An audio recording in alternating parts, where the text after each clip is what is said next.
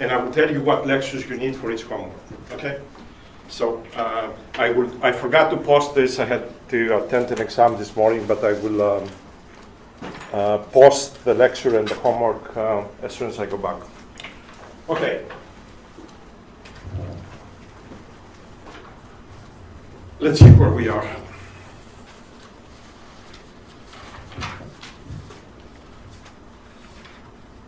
All right, so a very fast review of where we abandoned things on the lecture yesterday. So we started talking about binary variables, and the notation that I want you to remember is the one that you see on the bottom.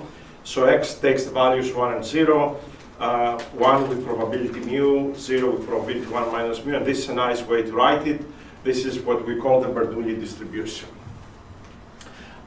Just remember, the mean of the Bernoulli distribution is mu, and the variance is mu1 minus mu. So this is going to be handy, And again, the derivation is trivial. There's nothing really involved, but take a minute or so and prove this thing. So as a way to convince yourselves that you understand the definition of the expectation and the variance.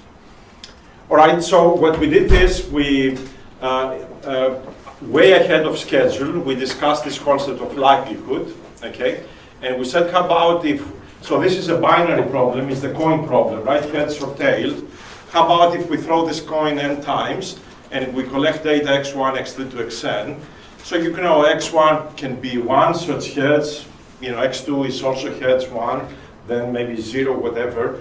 But this is our data set. This is the symbol I'm going to be using for the data set. So what we did is we defined the likelihood in the equation that you see on the bottom, okay? And effectively what we have used here is the independence assumption that these variables x1, x2 to xn, given the mean of the distribution, are independent. This is what we call the likelihood, okay? And so if you do the multiplication, all right, so this is mu to the power xn, effectively what you get is mu to the power summation of xn's, all right, and we call that m. Is the number of times we get heads in n experiments, okay? Now, we will spend lecture, the whole lecture was probably to formally discuss what the likelihood is when we start talking about Bayesian analysis. But let me just say that once you write the likelihood like that, one of the standard ways of thinking this is, it is to think of this as a function of the mean of the distribution mu, okay? Not as a probability distribution, all right? So the likelihood, it gives you the likelihood of the data, right? It gives you basically the probability of seeing these observations, that's it. But once you write it, I want you to look at this expression as a function of the unknown parameters of the distribution, in this case the mean. And why is that important? Because one of the basic statistical tasks is, if you collect this data D, can you compute what the mean of the distribution is, or whatever parameters you have? And the way you compute it is, you find the mu that maximizes the likelihood, and that estimate is called the maximum likelihood estimate, okay?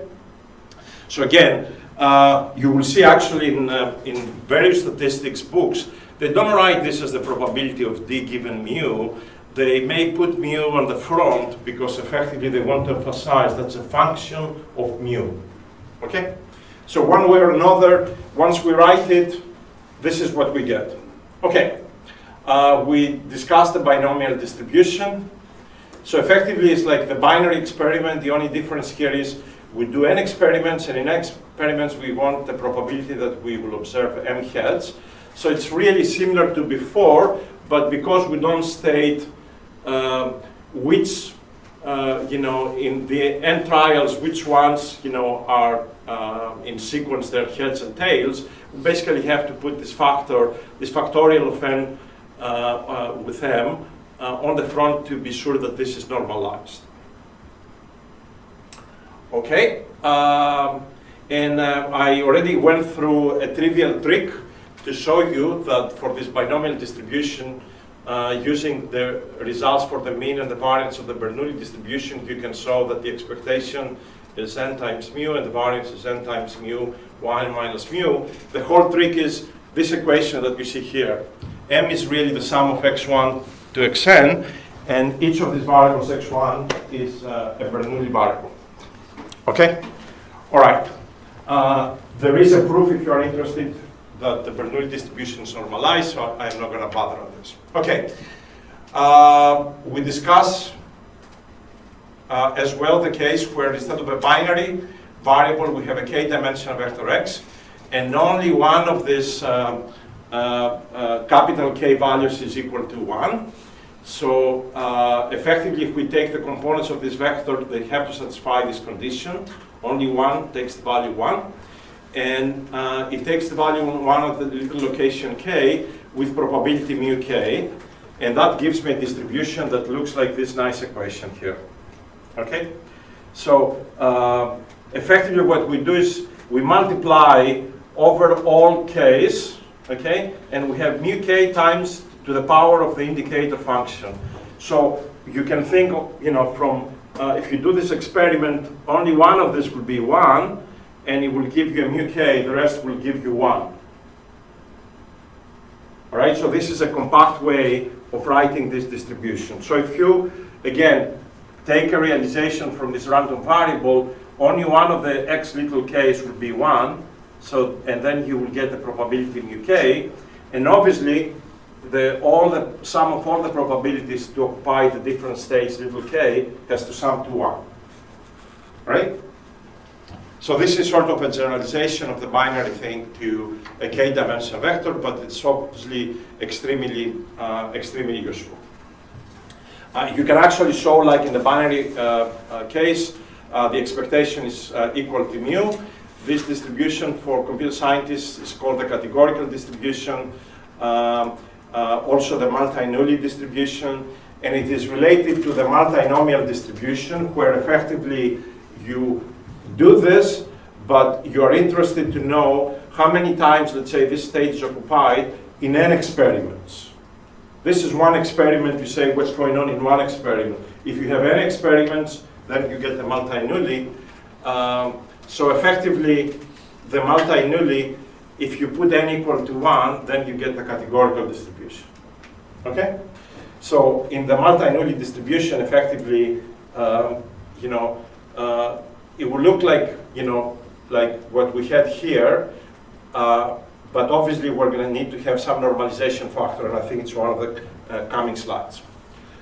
Okay, so let's calculate the likelihood in a multi-Bernoulli distribution so we can see how the equations look like. And will you agree with me that this is the likelihood? Be sure you understand it, because this is sort of a notation that we will use often for different distributions. So there are two products there. The first product on n is what? You remember in the likelihood, we collect data x1 to xn, and each of these x1s to xn is a vector. Okay? Each vector we have only one, is one of the capital K locations. Okay? So the first multiplication comes from where? Over n. That's our independence assumption, right? That when we collect the data, we collect them independent of each other, okay, given mu. And the second is for each data point, all right, my distribution that I will observe the data point is mu k, product over all the states k, and then mu k, instead of having xk, I put x and k to be sure that this corresponds to each point n. Before we had xk because we only did one experiment, right? Capital N equal to 1. So here I have different capital N's. So I'm going to write this like that.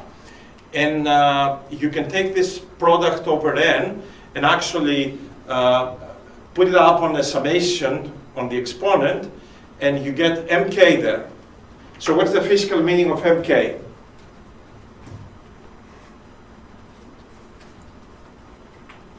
Tell me with words, what is xk? I mean, what's mk?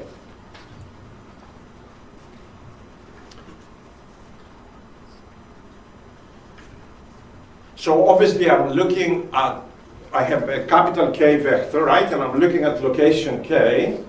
And so Mk is the number of times in my n experiments that this location is on, right? On means has value 1.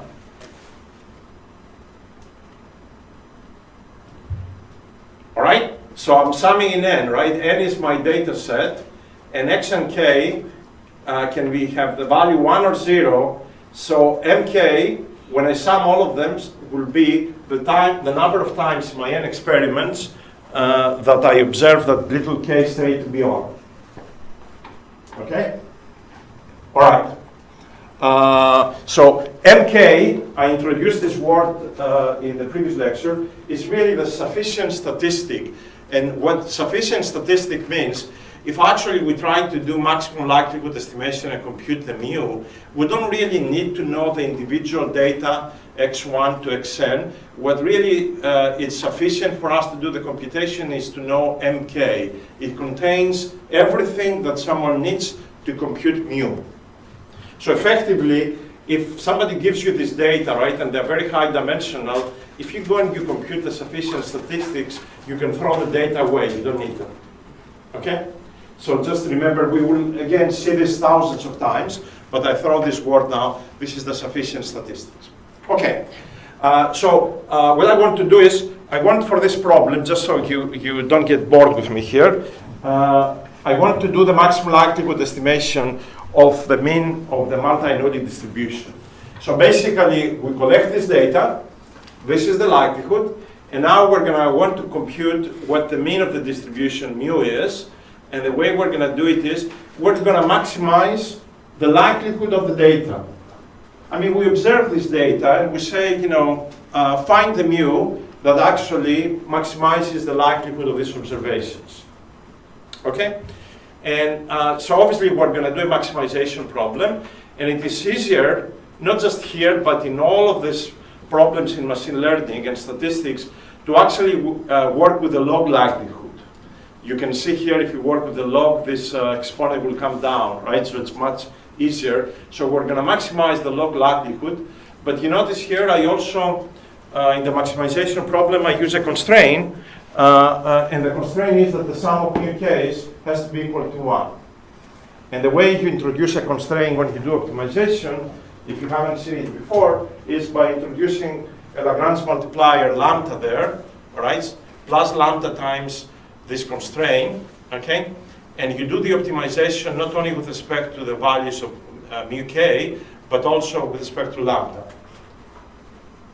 This is very typical in sort of all the optimization problems we will see, okay? So we maximize the log likelihood, all right? And we say, be sure when you maximize that the sum of the mu k's is equal to 1. I remind you, mu little k is the probability that the little k state will be 1, okay? All right? So the algebra is trivial, right? So you take the derivatives with respect to mu k, you take the derivatives with respect to lambda, you play with the two equations. I am not going to go through the algebra because it's trivial, and there is the answer. So the answer comes that mu, and this is obviously a typo, so I'm going to correct it, okay? If you see these typos, by the way, little things, please send me an email. What's the typo here? Say it again? Lower k, thank you. So that capital K should be little k, okay? So mu little k is mk divided by n. Does this rings to you truth, basically? Is this what you expect? I mean, you're asking what is the probability that the k, little k state is equal to 1, and it comes out here that is the number of times that state was on at 1 divided by the total number. I mean, that's the obvious answer, okay? So, you know, so that's, you know, good that we get the expected answer. I have to give you a warning. This type of calculations, maximizing the likelihood, we're not going to be using them in a Bayesian setting because most of the times it can be very misleading. So, for example, how about if mk for a given state k is equal to 0? Do you conclude that the probability of hitting that state is 0? I mean, if I give you, let's say, only one data point, and that data point doesn't hit state 2, what do you do? So obviously this would be wrong, okay? But again, this is very powerful because we will try to generalize on this concept, all right? So this is the maximal likelihood estimation. All right, so I mentioned that you can define the multinomial distribution that basically, you do n experiments and you want the probability of M1, M2, Mk, how many times you hit state 1, state 2, state k, and then there is a normalization factor that involves these factorials, okay? Apart from that, really, there's nothing new, and the constraint is that the summation of all of these little mk's has to be equal to the number of experiments. Okay, I have a trivial example that I'm not going to do that for those in biology that basically use the MLE estimate in for the multi-Bernoulli distribution to sort of plot data from a biosequence analysis. Okay, so you can see here. You can think of these as data sets, okay? And if you look at a given location, in each location you can have different letters like C, G, A, etc. And you want to plot the probability basically of hitting state C, hitting state T or G. And the way you do it is using the MLE estimate and plotting each of the letters corresponding to each sequence position with a size that is proportional to these probabilities. It's a nice plot, actually, if you can play with this little program, a MATLAB program, and you can do this biosequence analysis using the MLE estimate. Nothing fancy. Okay, this is a summary of the discrete distributions, so I'm going to bypass it. Very fast, the Poisson distribution has only one parameter, lambda. It is used basically to count processes and rare events. E minus lambda to the power x divided by x factorial. This is how the Poisson distribution looks like. And if I remember both the mean and the variance, actually the Poisson distribution come to be equal to lambda.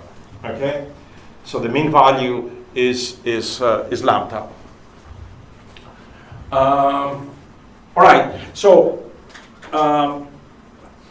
let me throw something that is, again, in an introductory course will be a little bit premature, but I want, as I told you, to be throwing things we will see later on, and so if you see two, 3, 4 times, maybe you can get it. So let me define what is called the empirical distribution. If you don't get it this time, it's okay, because we're going to come to this many, many times, okay? So let's say we have a distribution and we sample some data that I denote as before, dx1 to xn, okay?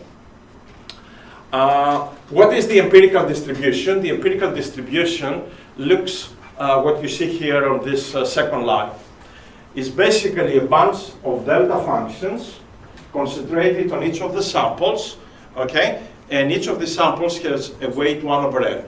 We call this the empirical distribution. So you can think, if you get samples, right, and you want to get a sense of how the actual distribution looks like, you put these delta functions with the same weight on every sample, and then just you draw the distribution. That's what we call empirical distribution. Hopefully that's enough for now, okay? This is a very fundamental problem in machine learning and statistics, because we will never know the exact distribution. We will only have some idea of the empirical distribution, which is what you see here. Actually, this will be a fundamental quantity when we do Monte Carlo methods, okay?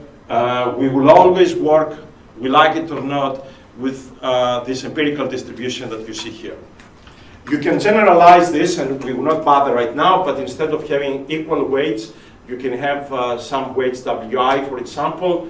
So later on, when we do important sampling and things like that, you will see that other weights are coming. So some samples are more important than others, but these weights here, we take them to be normalized.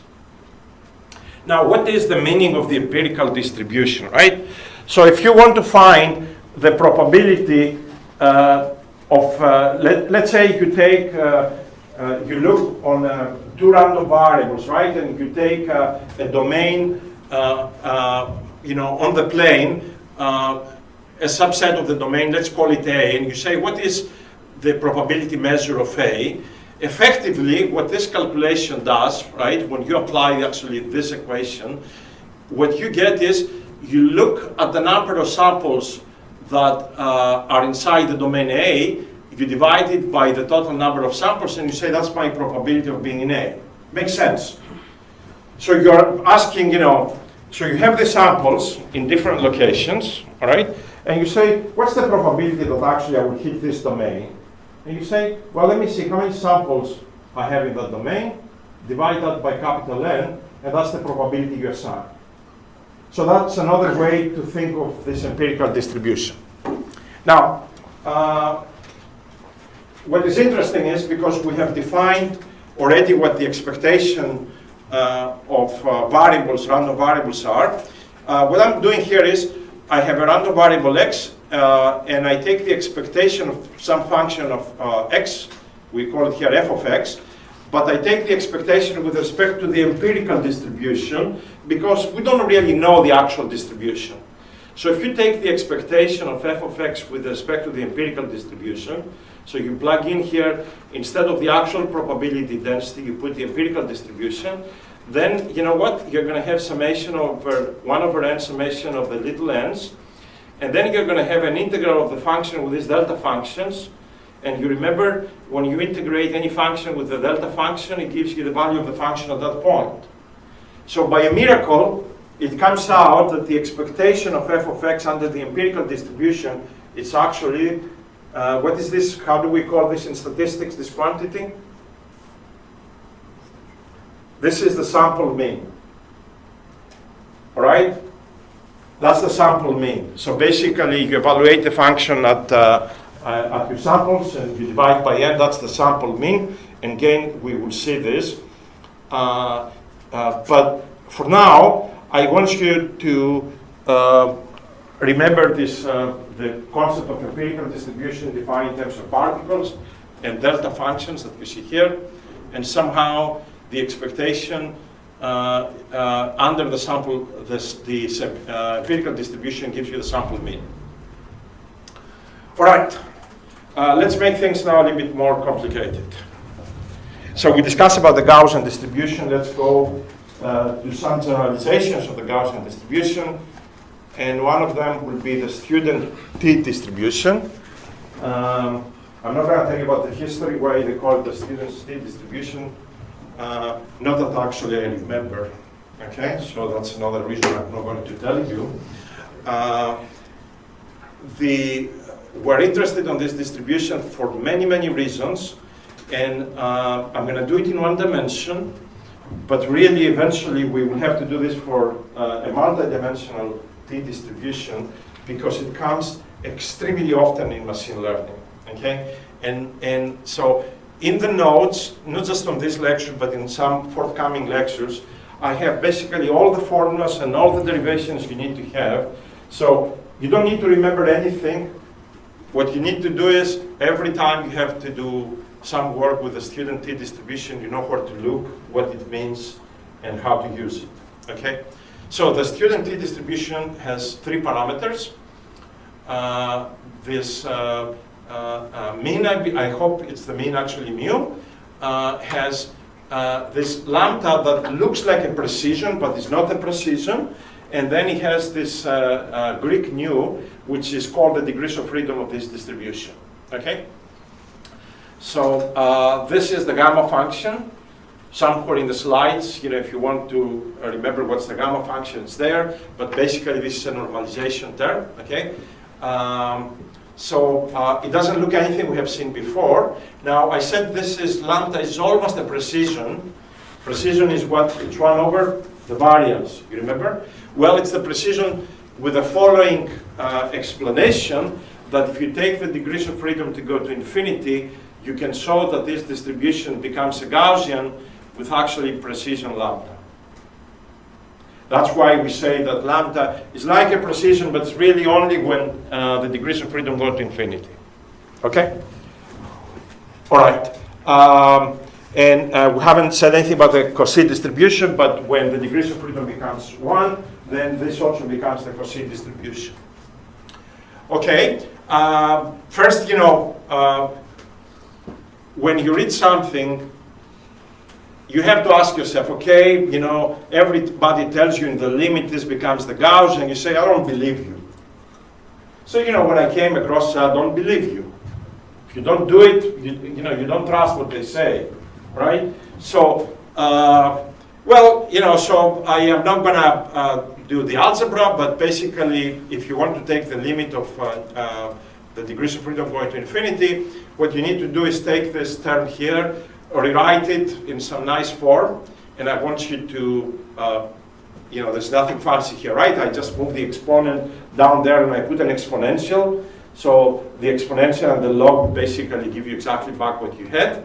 But this is nice because log of 1 plus x, if you take a Taylor series expansion, you can write it, the first term is like this, and the other terms basically go rapidly to 0, and put things together, and then immediately you get the exponential quadratic that corresponds to a Gaussian.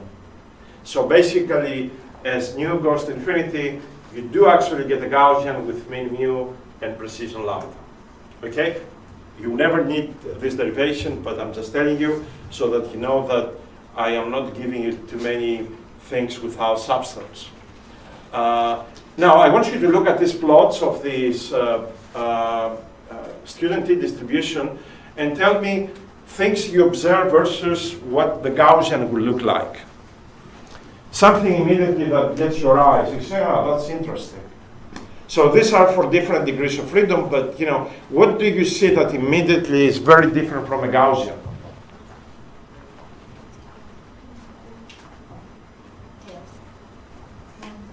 The tails. The tails are fat. Okay? So this distribution is fat tails. Very nice.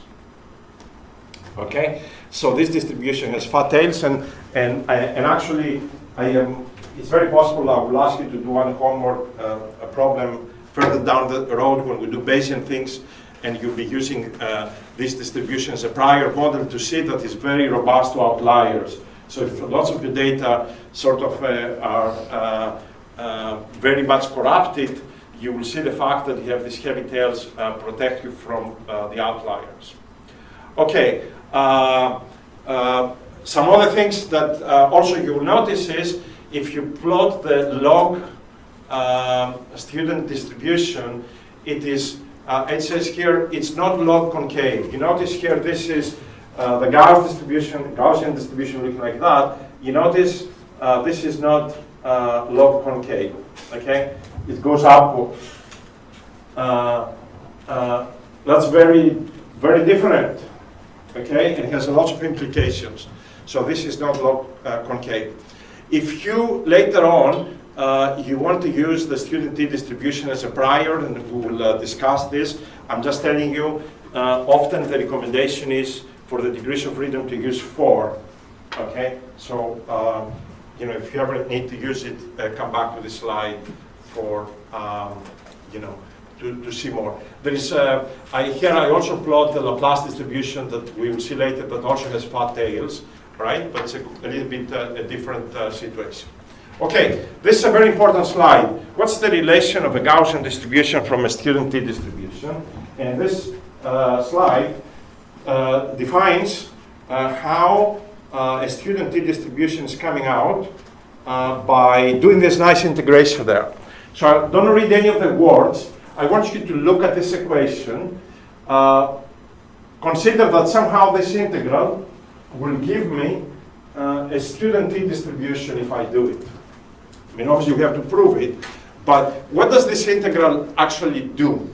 So this is another distribution, we haven't discussed it, and I'm just plotting this. This is the gamma distribution that you see in blue, but if you assume that you already know this, okay, that's the gamma. Looking at this integral, what does it do? I mean, this is an integral. It's like an infinite summation. All right? This is like an infinite summation. So what am I summing there?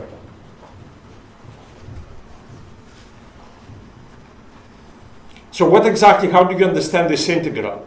I see a Gaussian there that has a precision tau, and then what do I do?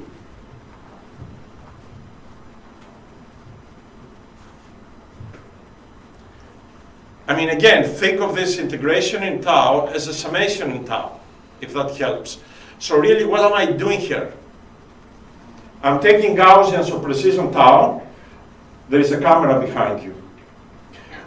So I'm taking a Gaussian with precision tau, and what do I do to these Gaussians?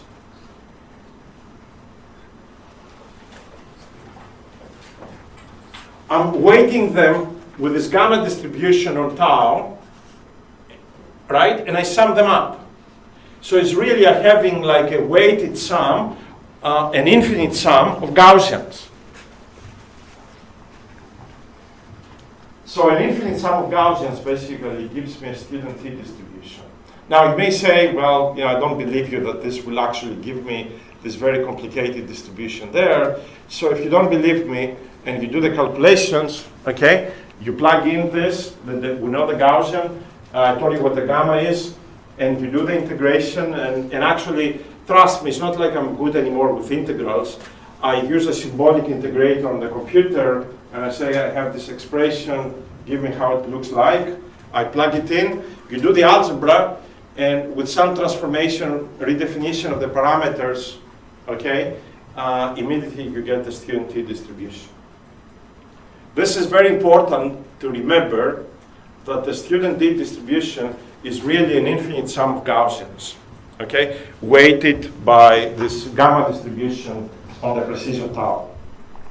Okay, so it's basically what you're doing is you're taking Gaussians, all right,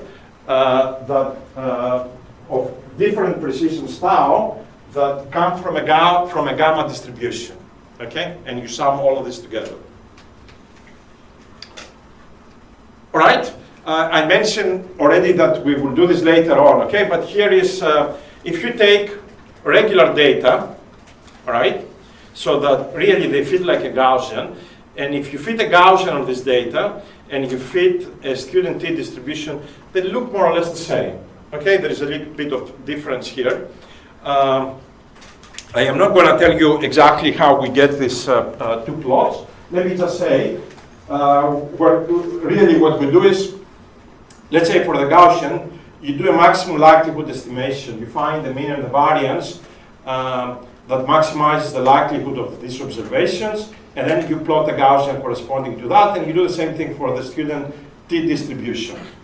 All right, so I haven't done the MLE estimate for Gaussian, so it's really not important, but trust me, if you fit a Gaussian, and you fit the T-student distribution, they look more or less the same. But look what happens here. If you have an outlier, one data point is far away out, obviously that's the wrong point, okay? And you fit a Gaussian, look what happens to the Gaussian. It's trying to adjust to the fact that there is some weight here, and the Gaussian goes down. But the student T distribution more or less remains robust, very close to what we had, what we will estimate without the outlier. Okay, it's very important, especially when you have limited data. So remember that the student T, because of these fat tails, is robust to calculations with outliers. Again, what goes to these plots? These plots will come up again in future lectures when we discuss about the MLE estimates, so you don't need to know everything. All right, the Laplace distribution basically has similar characteristics as the student T. It's basically a double exponential distribution, and you see some of the values that of interest there. Okay, so now I'm going to do some easier distributions since I talk about the gamma distribution. So let's discuss rapidly about the beta and the gamma distributions and what they are. So the beta distribution has two parameters, alpha and beta. x varies from 0 to 1, alpha and beta are positive, and it is x to alpha minus 1, 1 minus x to beta minus 1. Okay? And this thing on the front is basically a normalizing term written in terms of gamma functions, or also if you combine them together, you get what's called a beta function. Okay? This is a beta distribution. This is a beta function. Okay, the beta function is defined like that. I don't expect you today to figure out how this distribution behaves, but when you start using later this distribution as a prior model for simple Bayesian calculations, you will see that it does make a big difference on what values of alpha and beta you take. And this plot shows basically how different the distribution can look like. So look at this. If alpha and beta are less than 1, right, so this is 0.1 here, this distribution is like having two modes at the extremes. Now look what happens when alpha is 8 and beta is 4. This looks like a Gaussian. So you can actually, if you, let's say, if you do coin flipping, etc., and you want to find, the mean or something, you can use this. But if you think actually this coin may be biased, you may decide to use this. Okay. So depending on the application, completely different behavior. Two modes, single mode. Again, you don't need to memorize any of this. You don't even need to look at the slides. You go beta distribution immediately. The first link comes is Wikipedia, and it gives you the mean. It gives you the mode. Now, if you do a few problems, you may remember the mean that is always alpha over alpha plus beta. You'll be surprised, but this somehow is going to be used very often in our calculations. All right. I just gave you here, I said there's somewhere down there up the road, the definition of a gamma function. So the gamma function, in case you don't remember, is sort of generalization of the factorial for non-integers x. Okay. So the key identity, this is the definition of a gamma function, and this is the relation satisfies. So if x is actually integer, gamma of n is n minus 1 factorial. You never have to deal with this because any computer program will be able to calculate these factors for you. Okay. But what I want to say is the following, because it's going to come up later in the calculations. When we do statistics, we will never bother about this normalization factor. Okay? This x to alpha minus 1, 1 minus x to beta minus 1 is what we need. But somehow, the normalization factor will come to play a role in the context of model selection. So it's going to be essential for Bayesian analysis. But for sampling and things like that, you never care. You actually say this is proportional to that, you do everything you want to, but don't get the impression that these normalization factors are useless. They will actually have a very significant role to play in Bayesian analysis. All right. You know what? Again, when somebody gives you something, don't trust them. So somebody writes the beta distribution is given by that, and an obvious question would be, I don't believe that this distribution is normalized. Is it obvious to you? Does this look like if I integrate it from 0 to 1 that I get 1? Convince me. Well, it's tricky to convince you. It's one slide of calculation that took me some time to actually do it, okay? If you do some little transformations here and there and some change of the way you do the integration, you can actually prove in 3 lines that actually this distribution is normalized. You don't have to worry about this because somebody else has done it for you. So you trust when they tell you this is the distribution. Keep in mind, there is a role for this. The role is if you integrate this, okay, you actually get 1. You can see this actually, the normalization in another way. If somewhere you have an integral of x to alpha minus 1, 1 minus x to beta minus 1 dx from 0 to 1, that integral, it better come to be equal gamma of alpha times gamma of beta divided by gamma of alpha plus beta. So lots of times, we will actually use this on a reverse order.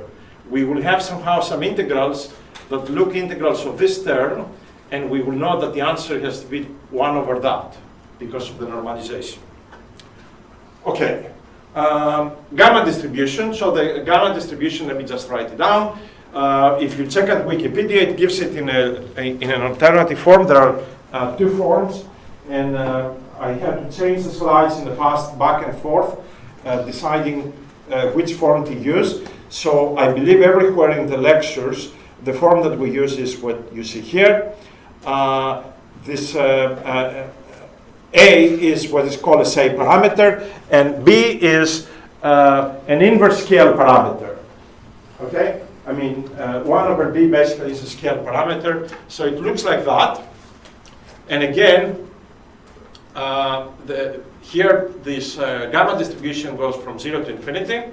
You remember when we defined the student t distribution and we took the precision to be following a gamma distribution, obviously the precision is positive. It can be anything from 0 to infinity. So we summed these Gaussians for all possible precision. So gamma distribution, it's actually used almost all the time as a prior for the precision of Gaussians.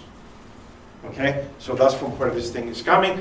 Again, I'm throwing the concept prior, etc. We haven't seen any of this, but the more you hear it, you know, the more your ears will adjust. So when we see these things in detail, they may click. Okay, so this is the gamma function. So this is the mean and variance and the mode of the distribution. Again, you rely on WikiLeaks, not WikiLeaks, what's that, Wikipedia. WikiLeaks is bad for you, okay? Never rely on them. All right. Notice how the distribution looks like, right? You can see there is a mode, but somehow playing with the parameters, you can see you can throw this mode towards the left, and effectively you can even push this to even give you a delta function at x equal to 0 if you so desire. Just, you know, again, to throw ideas that we will see later on, you may say, okay, we are learning all these distributions with lots of parameters. You know, do we have to assume these parameters when I use it in a certain problem? Well, you know, when we do Bayesian analysis, we're going to compute all of these parameters from data. So we will say, yeah, we have a distribution like that, but we don't really know what these parameters are. Either we will actually have to compute them, or somehow we will integrate them out. So we will make things to be complicated, right? So anything you don't know, you're going to try to do something about it, but you don't do predictive modeling by throwing numbers out of nowhere. So we're going to do something in a very principled way later on. Okay, we don't need about this. So the I'm see here the chi-square distribution. It looks like this. There's one parameter nu, okay? And just to give you an interesting fact that a lot of distributions come from Gaussians. So this distribution looks very weird, but here is something, a transformation that you can prove that if you take, random variables I that follow the normal standard distribution with mean 0, variance 1, and then you take the sum of them from I equal 1 to nu when nu is an integer, right? This is only for nu equal integer. It comes out that this sum actually follows a chi-square distribution. But you know, here for nu, you can actually, you may have a case where nu is not an integer, so you can still apply this, but this is an interesting sort of transformation. Which means actually if nu is an integer and you want to take samples from this distribution somehow, you may be able to manage this through transformations by taking samples from Gaussians. All right. So I told you that the precision, we took it when we took the mixture of Gaussians to come up with the student t distribution. We took it to be a gamma distribution. Can you think if we were summing not on the precisions but on the variances, what distribution we would use for the variance of the Gaussians when we sum them? Well, you will use an inverse gamma distribution. If x is a gamma distribution with parameters a and b, 1 over x follows what's called an inverse gamma distribution with parameters a and b, and an inverse gamma distribution looks like that. So in some sense you may say, well, so if I do a calculation with, for x with a gamma distribution, it's equivalent, assuming x minus 1 and inverse gamma, so when do I use one or the other? The answer is, depends on you know, how, with which distribution the calculations are easier to perform. So sometimes working with the precision is way easier than working with variance, so you use the gamma distribution, sometimes the other way around. Okay, so I think this is the last distribution I'm going to give you for now. I don't think actually I'm going to use it. This is the Pareto distribution. Basically, it looks like this. Okay, it effectively it defines a value after which the distribution gives you positive values, right? And you notice it drops very fast actually after that value. So for example, that value where the distribution starts becoming positive is near 0, but it drops very fast after that. So we use this distribution to model, to do modeling of words in language models, because in language models some words are appearing more often than other words, all right? So some words are very popular, so they come with very high probability, the less the other words are basically have diminishing probability. And also the economists are using this to model wealth in people, because very few people are very wealthy, the rest basically are poor, and that's the distribution they use. And I think originally this distribution was modeled for wealth models, okay? And it looks like this. It's positive, you know, for x greater than m, and how far, basically, how fast it drops down to 0 is defined by this parameter k. And so again, in machine learning, in language models, this is used very often. All right, when do we supposed to finish? Remind me. So we have, I think, 20 minutes, 10 minutes? 3 minutes? Okay, 3 minutes. All right. So let me just put this slide. I don't know what it is. So let's define the covariance between two random variables. So let's say we have two random variables, x and y. Omega is our sample space, and you remember our random variables map the sample space to real line R. So the joint probability distribution, we're going to define it in terms of a density that is a joint density of x and y, the same definition that we use for single random variables. But you notice here the probability of the joint of A of x and y is defined as nothing else but as the probability of the events that map x to A and y to B. You remember that's how we define probability, right? Because we know the probability of events. So here I'm asking the probability of x being in A and y being in B. So this is the probability of all the events. That's why you see x minus 1 of A is the events that are mapped to A. Y minus 1 are the events that are mapped to B. Okay, that's the definition. And then I'm introducing the density function, the joint density function that looks like that. Really nothing new. I just have two random variables. That's what's new. The same way that we defined two independent events, I can define now two independent random variables. I am not going to give you the proof, but you have to basically rely on your common sense that somehow from events and independence of events, you can show that two random variables are independent when the density factorizes like that. So the density of x and y is written as p of x times p of y. We define the covariance, because that's the title of the slide, as the expectation of x minus the expectation of x times y minus the expectation of y. And if you expand this, you have the expectation of x and y minus the expectation of x times the expectation of y. One note, the expectation is with respect to your common sense. So when you have e of x, The expectation is with respect to the distribution of x, with respect to the distribution of y, and this is with respect to the distribution of x and y. Okay, so we're not gonna make the notation here indicating on the expectation. You know, you look at the argument, right? So obviously here it's a single variable, but here there are two variables, so this is expectation with respect to this.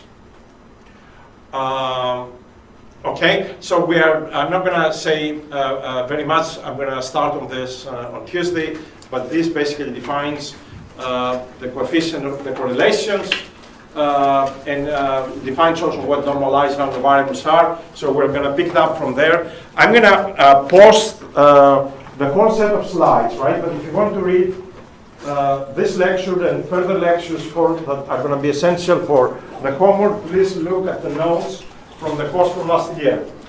Okay? And I will tell you which homework corresponds to what lecture if you want to read those. Otherwise, we will cover it on next. All right, so see you next Tuesday. Have a good weekend. And done for the day.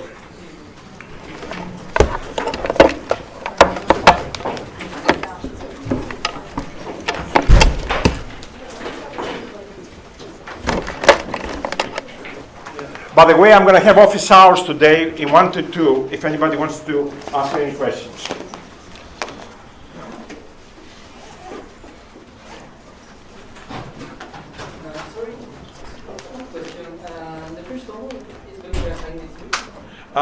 I'm going to post it on the web today, but it's going to be due a long way from now.